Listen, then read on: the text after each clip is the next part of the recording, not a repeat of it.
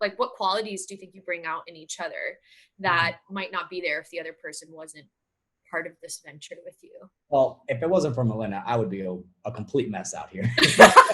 I would be a complete utter mess out I'm here. into that. I know so. I know so.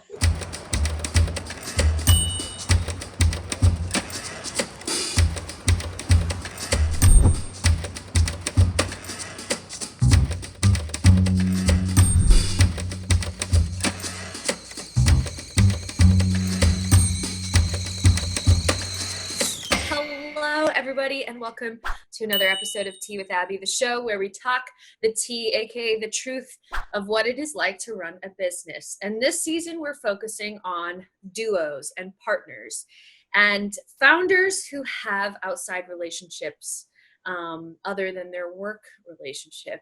And today's guests are husband and wife team, my dear friends Dalwin and Milena, who are here of DMAG Capital. Welcome to the tea. Hi, thanks for having us. Good. Cheers. How are you guys doing? We're doing great. We're doing great. How are you? How are you feeling? I am well. I'm here. I think this is probably one of our first evening episodes we've ever shot, so the light is kind of nice and dim, and it's been a great day of business. Very grateful for all of the things. I hope you guys can say the same. Where are you coming to us from right now? Where are you guys? We are coming from New Jersey, Lyndhurst, New Jersey, to be exact. The Garden State. The Garden State. And so a little bit about DMAG Capital. I'd like to hear it in your own words, but essentially you are real estate investors. You find properties, you flip them, you fix them up. Sometimes you resell them, sometimes you rent them. Can you walk us through a little bit of your business and how it's structured? Yeah, absolutely. So, first things first, we started back in October 2015. Milena and I, we were still dating, boyfriend and girlfriend at the time. And friends of ours approached us and they said, listen, we've been investing in real estate for 2 years at that point. You guys should definitely, get in. It's a great way to make some side income. So me and Milena, we bounced the idea back and forth for a while and we decided to just take the plunge. And fast forward 5 years later, we have a nice size portfolio here in northern New Jersey. We own right now a total of 11 properties, 25 units. And basically what we do is we'll buy properties that need work, that need some love, some TLC. And we'll go in there and we'll get to work. We'll renovate the property, make it look nice and modern, very clean. And eventually what we'll do after is we'll get some tenants in there and we'll rent them out. As of recent, we just started getting into the flipping game, actually. So 2 properties that we have right now are currently being flipped. The market that we're in it supports that business model right now, so that we can get into a property and instead of putting tenants in it after, we just put it right back onto the market and sell it to a first-time home buyer or a family that's looking for a new home. But just so you know, this did not start. We didn't start this with an idea of having having a business. We were like, oh, let's see how this works. We had some savings and we moved in together. And I was very reluctant because I'm like the more conservative one. So I was like, I don't know. But he's like, no, we gotta do it. We gotta do it. So I'm like, fine, let's what's better time than now? Right. So we just kind of invested the first property and we're like, wow, this is pretty cool. So we did it again and again and again. And then eventually we were like, okay, like we can certainly turn this into a business, make a living out of it. Yeah. So, wow. Yeah. That's pretty amazing. And I love the journey of being like, let's just one time. And then something clearly clicked and worked, not only with your feelings towards it, but then also how you guys were, working together. Was it easy at first? Was there a little bit of workflow to figure out on how the two of you were going to collaborate on this, or did it come naturally to you guys? I feel like it came naturally to us. Right? It was just, we were so young. We had no idea what we were doing. Go with the flow, see what happens. We'll figure things out. And I remember we bought the house. It was October 28th, 2015. Yes. And by November 3rd, like the house didn't need any work. It was our first property. So we just We walked it, we Yeah. cleaned up, and we're like, oh, let's just put it out on the market, see what happens. By November 1st, in 3 days, the house was fully rented. Yeah. And at that point, we were like, whoa. This is easier than we thought. Yeah, this is easier than we thought. So I feel like we just, I don't know if you want to say we got lucky, but Beginner's luck. beginner's luck, I guess. But we just got really, we got a really good piece of property. And the first one was easy. I guess as you grow, that's when it starts getting a little harder and harder. The first one was not so bad. Yeah, I can imagine. What is it like in your experience right now, managing tenants and starting to work on this flip process? Do you think you're always going to be doing both? Are you starting to enjoy one over the other? Like, that's a good question, actually. I mean, we've always wanted to get into flipping. We've always wanted to get into it. It's always an idea that we entertain, but we just didn't know when was the right time. Now that we're actually in the process of flipping too, we love the process because we're learning a lot. You know, one property, I should say, is very similar to what we do right now with our other properties that we end up renting. The other one, on the other hand, it's like a full gut job, structural work. We're changing the layout. We have to get an architect involved, which we do now. And it's just an entire learning process with that particular property. But at the same time, we have 21 other tenants that are relying on us for any issues at all whatsoever. Especially now during the times that we're in, you know, communication is what's so important, to the point where if I get a phone call, if I get a text message, you know, I have to literally drop what I'm doing to make sure that these tenants are, you know, taken care of. So yeah, I mean, we're balancing the two, but we're kind of blending the two at the same time. We're loving it right now. Yeah, really cool. Who handles more of those tenant calls and who handles more? 100%. He Yep. takes all the calls. I'm just more on the background. He's more of like, boots on the ground.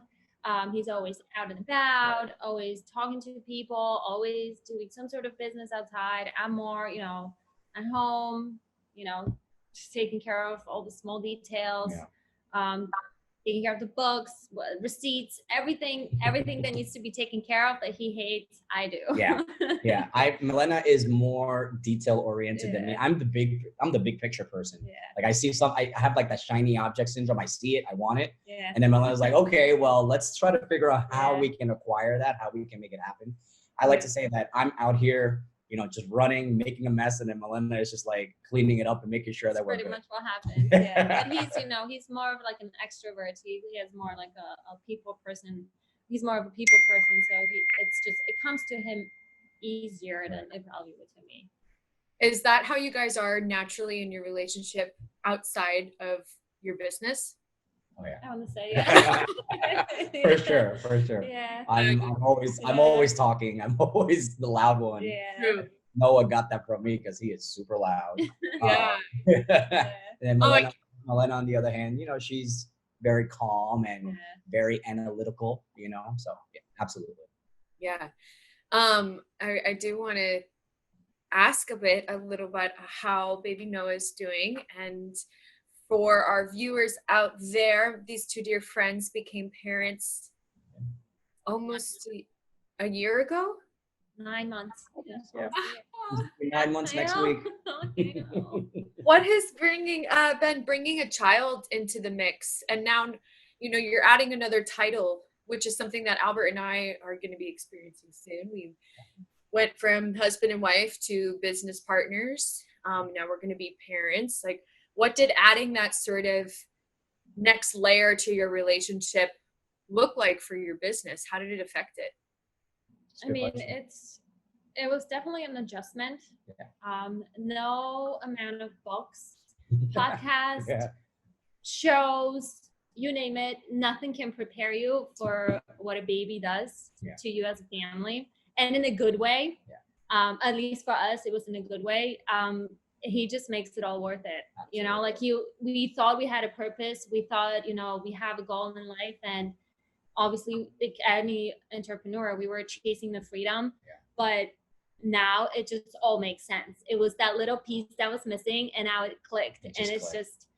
He just makes it all worth it. Yeah. And I love him so much. I can't even describe you how, like, the amount of love that we have for that kid and what he brought into our family, he really completed us. That is for damn sure. For sure. He's at the age now. I mean, he's always been a little cutie no matter what, but he's at the age now where he's so playful and he's so curious. And like, if I have to step out in the middle of the day for whatever reason, he'll crawl all the way towards the door, like following me. As soon as I come home and I open the door, he's there, like popping his head, like, "Oh, daddy's home." You know, it's an amazing feeling, and he makes us just go harder. Yeah. So it's accelerated your business, you think? For sure. Your ambition. Yeah. And it's like, it's surprisingly, you learn so much from a little person like that, because it just really resurfaces everything that you were born with. Like, he will try something over and over and over again until he gets it. And like, as we grow older, we kind of lose it. Like, we're just like, you fail once, you fail twice, you fail third time, whatever, and that's like, it, I'm done. whatever, I'm done. But he's not like that. He'll keep going and going and going. He's and very going. persistent. Yeah, I mean, that's how babies are. That's how they learn basic skills, and it's just really motivating to see him try so much and just trying to like absorb everything. It's we love it. Yeah. He's definitely so literally growing before our eyes, and it's an amazing thing to see. And he can he's essentially a part of it right now, since you're running the business from where you are. We all are running our businesses from our homes right now, and correct me if I'm wrong, but I'm assuming it allows you a certain flexibility to incorporate him into your life in the way that another job where you might have to drop off at a daycare for the day, or like hire a nanny. Maybe eventually you will need somebody to come step in and help you guys during the day. But, you've really created something for yourselves that allows autonomy. What was it like taking your business from that first, like, oh, let's go try it out, and then, oh, that works, let's do it again, and then we do it again. Like, how did it turn from that into, okay, we're officially gonna, get, we were just talking about filed, with the government, turn this into a real thing? Like, what was that process like for you guys? We actually had this conversation the other day. So, because I actually asked the same question. I was like, when did we decide that? And she reminded me we were on our honeymoon, and we were literally, beachside by the bars, just catching up on everything. And we were, literally just talking about our goals, 1 year, 3 years, 5 years down the road. And we literally put together a plan right there. And we realized, like, we're so close to, at least for me, leaving my job and doing this full time.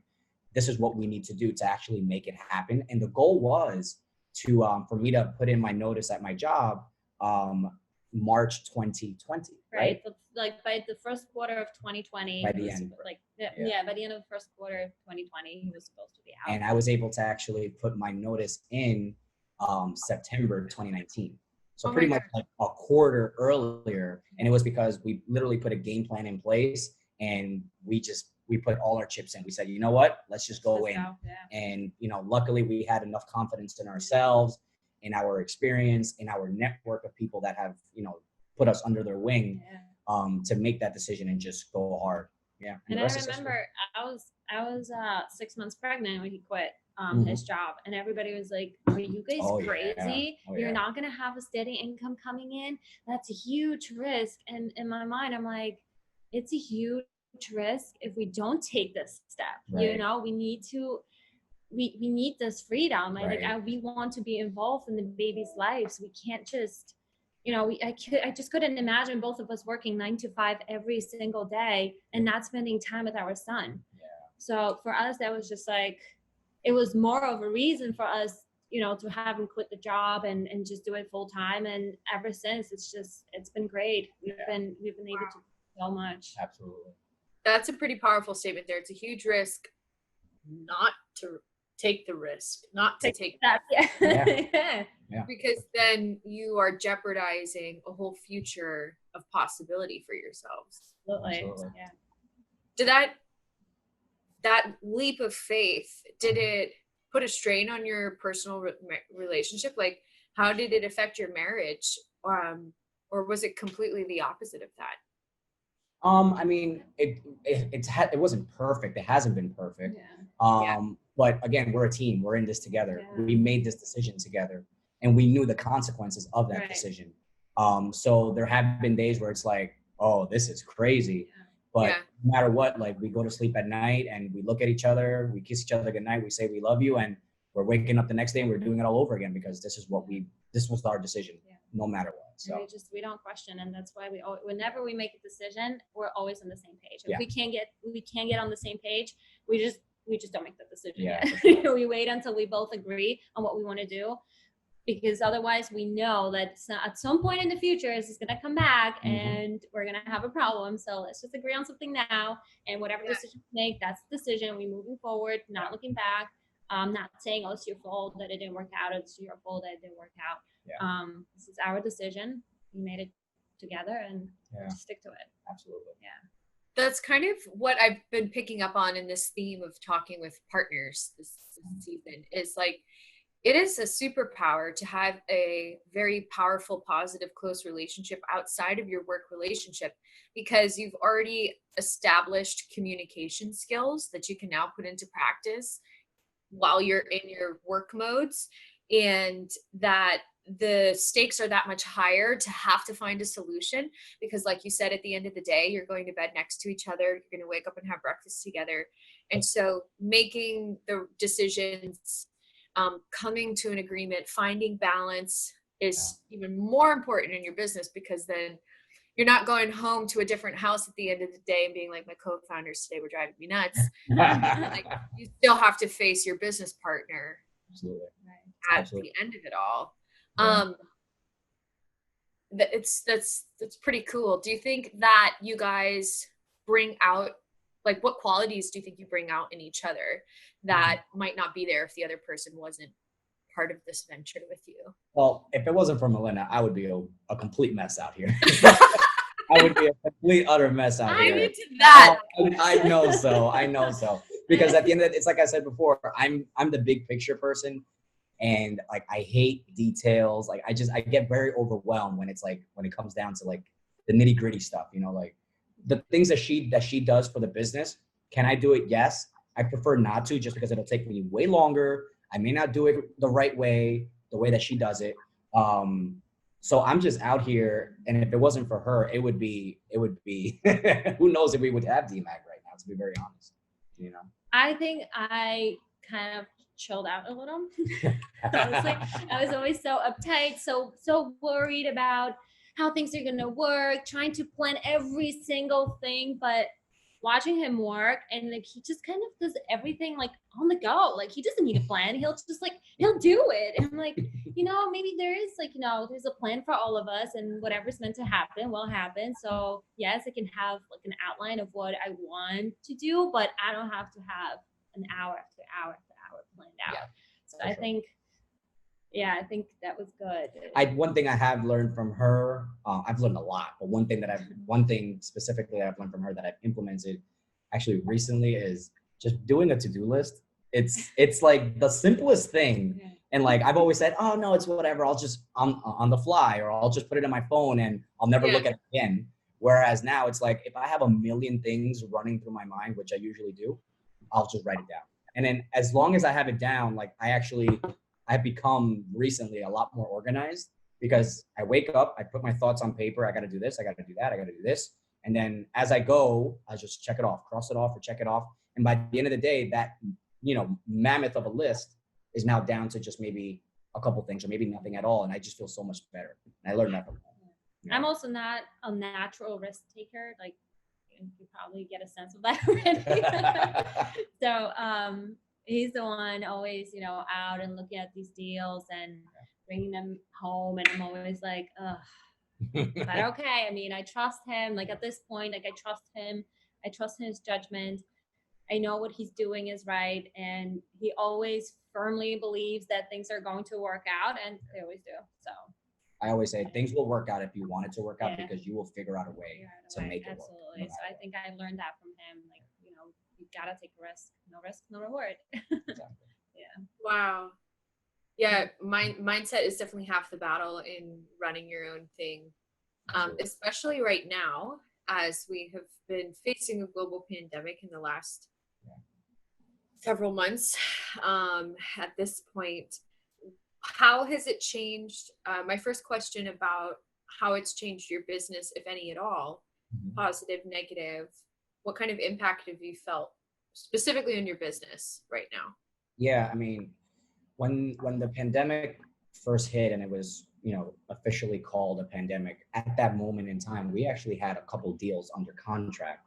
And, before the pandemic, we would look at deals through one lens, but now because of the crisis and, the economy is, all over the place right now, we had to switch gears and look at it through a different lens. And we decided at that point, could we handle those deals 6 months ago? Absolutely, we could. But with the curveball that was just thrown at us, we had to literally take a step back and really just look at the playing field and see, okay, what's happening? What is going to happen? But then the other worry that we had was, our tenants, unemployment is through the roof. The numbers are going down, then they go back up. It's just so unpredictable. One thing that we did immediately, once we saw like the impact of this pandemic, we literally typed up a letter.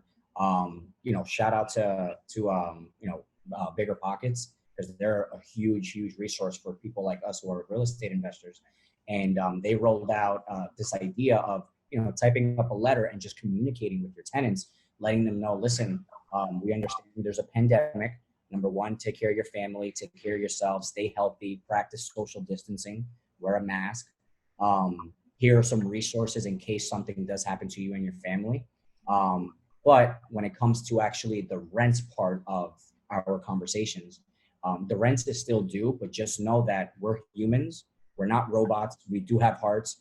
If there is at any moment in time that there's an issue with your rent, let us know. Keep that line of communication open at all times, because we do have options for you no matter what.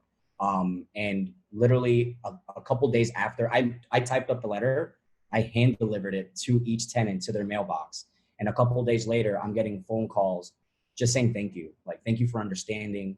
Thank you for not being that type of landlord that just demands. And you're just, thank you for understanding.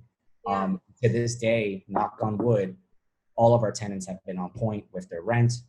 We have one tenant that is on a sort of like a payment plan, because again, we understand the situation. But either way, we were able to look at it from a different lens, how to analyze deals differently. But more importantly, the core of our business is our tenants. Without our tenants, we have no business. So we had to make sure that no matter what, we take care of them first. I want to say that the beginning of the pandemic was probably one of the most challenging times for our business, though. We went through a really hard time because of the uncertainty. We didn't know what was going to happen. The investors started backing out. The banks started changing financing, underwriting and financing. Everything was changing. And we had so many good deals under contract and we were so excited. And then all of them fell apart. It was just except one. Except one. But it was really hard for us because we were doing so well. We were on the roll, sky was the limit. And all of a sudden, bam. Like, it was just a kind of a reality check that maybe we needed to kind of humble down a little. Absolutely. So in a way, it worked out eventually, but at the time, it was really hard and it was really challenging, and we were trying to cope the best we could. But that was the time when we realized, okay, like, nothing is ever going to be the same anymore. Let's pivot. Let's see what else we can change, how else we can do this. And we just kind of came up with another plan. So slowly we worked into that. I remember, a couple days after, the pandemic hit and things really like started changing for us in our business. I remember it's not that I had a breakdown, but I was kind of getting nervous because I quit my job to do this. Right. And now, the pandemic hit, the economy's changing. What am I going to do? I'm just not the type to sit home and do nothing, and she kept telling me, listen, relax. It's going to be okay. Let's take this time to really organize ourselves and look at all of this as an opportunity to to better ourselves, to better our mental health, to better ourselves in our relationship and our marriage with our new baby boy. And then she told me things will fall into place. Just give it time. Yeah. And literally a month and a half later, we saw the field and we said, you know what? Okay, we can work with that. We can work with this now. And we just right back to work. There's that pragmatic. I think I just made that word up. Pragmatic mentality. There you go. To kind of run slow, where that was probably the best thing you guys could have ever done, instead of just try to panic and freak out and make a whole bunch of rash decisions and then be stuck with nothing.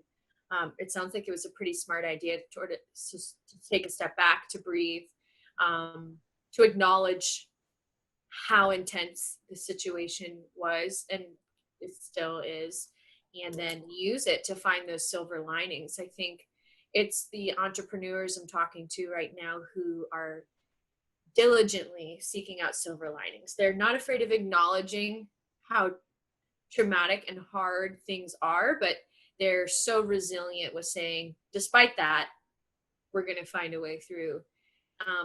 And that's what makes successful businesses in the long run, because if you can weather this storm, wow, you guys can do anything.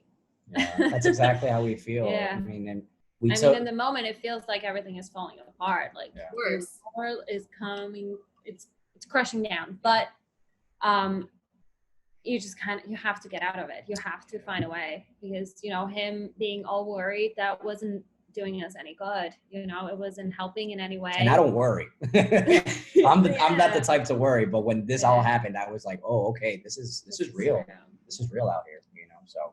But it did give us an opportunity to really look at our business and come up with new creative things and come up with different type of strategies that we're slowly implementing now to take the business to a new level. So, yeah. Wow. Well, let's touch a bit on that right now. You guys are trying out a new model, flipping homes. Yeah. How is it going? What's the market like for that? Sure. Where's that at? Yeah. So we decided to do that to get into flipping, because right now, although we are in the middle of a pandemic and there's an economic crisis, the real estate market was impacted at the very beginning, in the sense that things just slowed down. You know, people were pulling their properties off the market. Nobody wanted to let anybody into their house, rightfully so. People were just very afraid of, putting their house on the market and having a bunch of visitors coming and looking at their properties. But after a month and a half or so, people started realizing that, okay, it's bad out here, but we can still make this work. The real estate market, at least out here in New Jersey, it's really a countrywide state throughout the United States, but here in New Jersey, it's a really hot real estate market. There's very little supply in terms of properties on the market, and the demand is through the roof.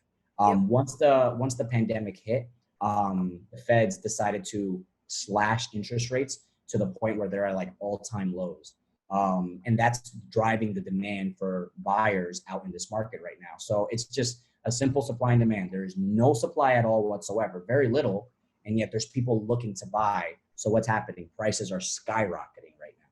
So we looked at that and said, we have these two properties that we were going to hold like we usually do, but there's very little supply when it comes to multifamilies in our market right now. And we have gold right now. So we decided, you know what? We've been wanting to do this. Why not now? And if it doesn't work, okay, we'll just go back to what we've always been doing, which is just rent it out, cash flow the property, and just keep it moving. And it's been going really well. We're going to be listing one of the properties in about a week and a half. Wow. And then the other property, that property will be up and running on the market, I should say, probably in like another 2 months or so, I'm saying. And yeah, it's been a lot of fun. It's been a lot of fun. Yeah, we're doing other stuff too. We're trying to focus more on branding. Yes. We're going to try to do more of like off-market deals. Mm-hmm. So just a lot of exciting things that, we figure nobody else is doing at this point. So we might as well, jump in and see what happens. Absolutely. Yeah. Seize the opportunity. Yeah. Woo! Absolutely. Exactly. That's why you guys are going to be successful, because we have some really, really cool friends over at this company called I don't know if you've heard of them. They're like this Hey. company out of Yeah. Austin. They're doing an amazing job helping us put all of this together, and it's been a lot of fun. It's been a lot of So much fun. It's that it's been out of our comfort zone because we've always been like, let's do what we got to do, and that's it. But we decided, you know what? Yeah. This pandemic, although it's bad out here, it's been a blessing in disguise because again, it allowed us to slow down, really look at the business, and say, you know what? Let's work on this brand. Let's work on the direct to seller marketing that we've been wanting to do for so long, and we're having fun. Yeah, cool. Can you give us a little practical advice or tips on first timer interested in dipping their toes into this sort of industry that you guys are in right now? Like if someone was thinking about how would I do that? One, how would they do it on their own? Two, how do they work through with you if they were going to partner with you? Explain a little bit about how that works. Absolutely. I mean, if anyone is looking to get started in investing in real estate, I mean, me and Milena always say, educate yourself first. And there's a lot of resources out there. I mean, I can't say it enough. Bigger Pockets is like a gold mine for us. I mean, there's a network of people out there that are doing exactly what we're doing here in New Jersey, in New York City, the tri-state area, but then all over the country as well. So there's a lot of ways to just learn from others. We read a lot of books as well. So we educate ourselves a lot. But if you're really going to take the dive, you have to, I always recommend start analyzing deals, look at what's on the market right now and figure out what it is that you're trying to do. Are you trying to get into a property that's a single family or a multifamily, number one? Are you looking to get into a property that needs no work at all or turnkey? Or are you willing to get your hands dirty a little bit and get into, a property that needs a little love or maybe a full renovation? Get used to looking at those type of properties that you could just look up online and make a decision. Once you decide, okay, I'm going to be a real estate investor that looks at multifamily properties that need a little bit of work, okay, now you can start looking at those properties and start analyzing the deals and figuring out, just going out and seeing properties at first. So you can see what they sell for, what they could possibly rent for. But then eventually you have to get your finances in place, get pre-approved, get your pre-qualification done. That's usually done, through the realtor that you should be working with at that point. The realtor is very, very important in this like puzzle, because at the end of the day, the realtor usually, he or she has a team in place. They have the mortgage company, they have the title company, the insurance company, the appraiser, the inspector, and that person should be able to put you under their wing and say, follow me. This is the property you want. I'll get it for you. This is what we got to do. And then you just go from there. Right. Mm-hmm. Right. That's cool. Yeah. Oh, amazing. What do you guys do right now? Obviously we're all kind of stuck at home, so we're like limited for activities, but it's a long work day. Does work and life bleed together? Do you guys ever stop working?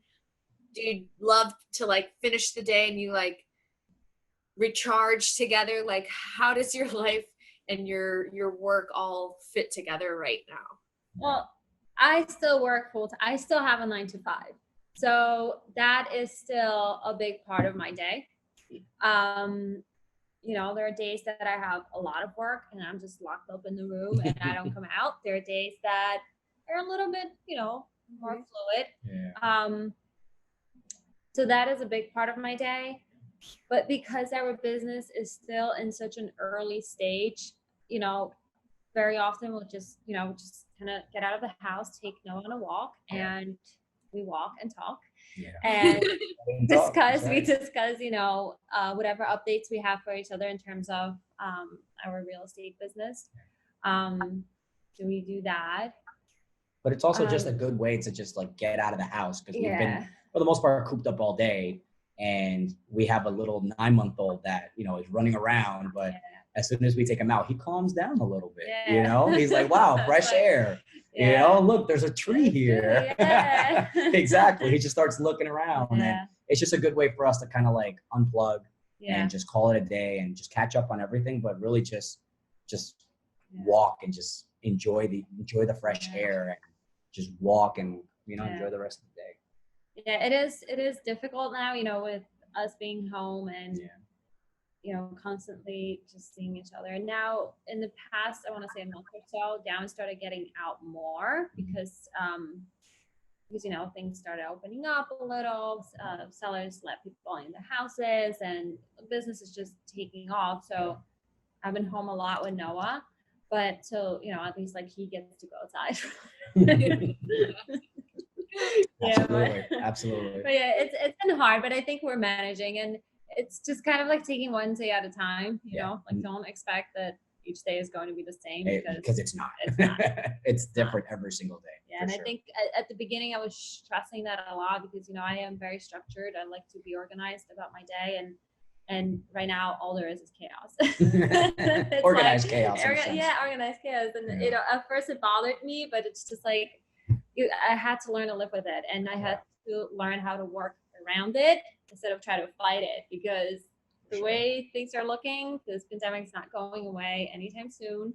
So for now, this is my home, my office, and my playground, and everything else. And everything else in between. Yeah. The gym, it's the cafeteria. Yeah, all that. All that. Absolutely. Do you guys like lay in bed at night and like talk about your business, or do you intentionally say, now we're Dalwin and Milena right now?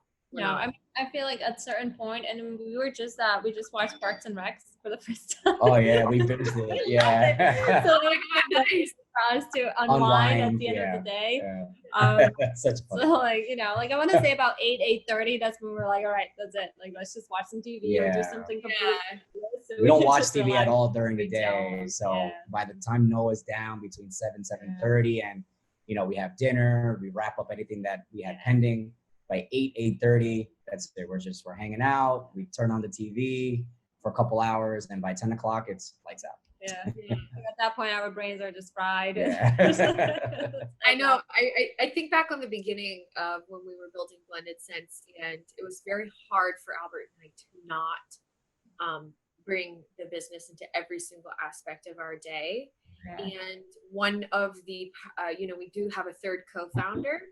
And so we could kind of use her as an excuse to be like, Georgie's not here right now. We shouldn't be talking about this. Like, if like we can't contact her because it's like a ridiculous time of the day, or we're doing something just for each other, and we're bringing something up, like, and we can't call Georgie, like that should be a signal that like, let's save that for now. Let's focus on each other, because without this, working on your relationship outside of your business wouldn't exist. It wouldn't be able to thrive. And so I think it is important to kind of like take those moments and just sort of. Oh, for sure. Yeah. I am starting to implement a new rule that Sundays are just for us, and I don't let him do much business. It was getting bad. I don't care what we're doing. I don't care. Like the only calls you can take are from tenants, and those are just emergencies. Right. I don't want to hear talking. I don't want to hear you talking about deals. How you I don't want numbers, none of that. I love you and all, but I don't necessarily want to hear about all your worries right now. Like how are you gonna handle inspectors and this and that? Like no, Sundays are for us. We make pancakes in the morning. We spend time with the baby, and we just chill out and hang out. Yep. So that's kind of the thing that we're doing now. That's it. Just because those lines are very blurry, like home and family life and business and all that. So that's for sure. That's for sure. Well, I love absolutely learning about how your lives have just blossomed and transformed because the two of you chose each other to build a life and love, and so many incredible things are blooming around you because of that. And it's not easy, but I can just see that you make it work because it's worth it. And that is such an inspiring thing for people to witness so that they can know it's possible. And I think the idea of being like, I could never do something with my spouse scares a lot of people, when in reality, that person might be your best ally in business. You never know if you don't try. So it's cool that you guys go out there and you do it. You do the hard work. And I cannot wait to see what happens with this new sector that you guys are trying with the flipping, and just kind of what the rest of the year brings. So little Noah's first birthday coming up in a couple Right. months, and it's The little boy's gonna be 1. Oh my goodness. you guys are so old. I'm gonna be 30, and 3 days later he's going to be 1. So it's gonna be a big month for us. Yeah, it's gonna be a fun month. Yeah. Beautiful. Yeah. Well, something that we do at the end of every show is called the statement sip. In the other seasons, they were a mantra or a quote or something. And this month or this season, we're focusing on mental wellness, because I think when you have a strong partnership in your business partner, your founder outside, you got to practice mental wellness in order to make it work. Do you guys have something you want to share with us on what you do together, or anything you do alone to practice your own mental wellness? Yeah, absolutely. We actually practice something called the Miracle Morning. It's something that we were introduced to before we had Noah. Yeah. We were very, very on top of it. So basically, and we just started implementing it now again. But basically, a miracle morning for us is we go to sleep very early, 9:30, 10 o'clock, lights out. We're up really early at like 5, maybe 5:30.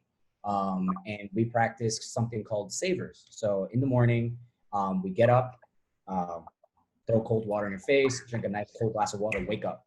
Then we sit in the living room and we sit in silence and we meditate for 10 to 15 minutes. She's very good at it. I'm not that good at meditating because, again, I have a million things running through my mind. But you do that for 10, 15 minutes. After that, the A in savers, affirmations. Just practice your affirmations that you either written down. I have them on my phone. She has it in her phone. And you just repeat them for a couple minutes. Then you sit down for another 5, 10 minutes and you visualize. You visualize how you want your day to go, how you want your business to look, how you want your life to look. After that, you get up and you exercise. So we stretch for 5, 10 minutes, get the blood flowing. And then after that, we sit down. Mm-hmm. Exactly. Yep. It doesn't have to be anything crazy. Just stretch couple stretches. Yeah. And then after that, we sit down and we read the book that, we're personally reading. She'll read one book, I'll read another. We'll sit down there for half hour, 45 minutes, sometimes an hour until Noah gets up. The last part is scribing or journaling. We're not too good at that. That's something that we definitely want to, but that's our thing. We do that. We were doing that diligently before we had Noah. Noah came into the picture and, Sleep was a little sleepless nights for a couple months, Yeah. But now that we have a nice routine going on with him, we've been able to implement that recently, and it's been really, really good. It's been really, and just so you know, this isn't our idea. Yes. We read a book. It's called Miracle Morning. It's a whole series of books. Yes. By Hal Elrod. Hal Elrod. Hal Elrod. Yeah, I have the book. I'd have to look Yeah, it's for in it. the bookcase. But yeah, we read it and we're like, you know what, let's try it. And we didn't realize how good it was until we stopped doing it. Yeah, until we stopped. Once we stopped, we were like, wow, remember how much more like at peace we were? Yeah. How things just like all the problems seemed so That's so true. easy and we could just conquer the world and everything was so great. So then when we stopped doing it, we for a little while, because obviously you have a baby, it's okay. It was a few months. Yeah. Now we're back at it and I think we're already feeling a lot better. Yeah, absolutely. It's definitely a game changer. It just puts you in the right state of mind to get the day going. Yeah. And this is obviously like you can adjust it to your needs. Of course, if you don't absolutely. feel like stretching, Absolutely. and you don't have to stretch. You Right. don't want to read for 40 minutes, you can read for 5 minutes or 10 minutes. Absolutely. Yeah. The idea of getting up and being intentional about that first part of your day. Yeah. Absolutely. Well, cheers to that. That is our statement. Yay. Cheers. Including a miracle. Dalwin and Milena of DMAG Capital, thank you so much for being honest and open about your relationship and your business and all the incredible things you are building. That's another episode of Tea with Abby, y'all. We'll see ya next time. Thanks so much for watching Tea with Abby. Be sure to click subscribe and smack that like button so you can stay tuned. Smack that like button. See that like button? Smack it. Thanks so much for watching an episode of Tea with Abby. Be sure to click subscribe and smack that like button so you can stay tuned with new episodes all year long. And if you want to learn more about Blended Sense, visit us at our website, www.blendedsense.com, or follow us on social at Blended Sense or at blendedsense.io. See you next week.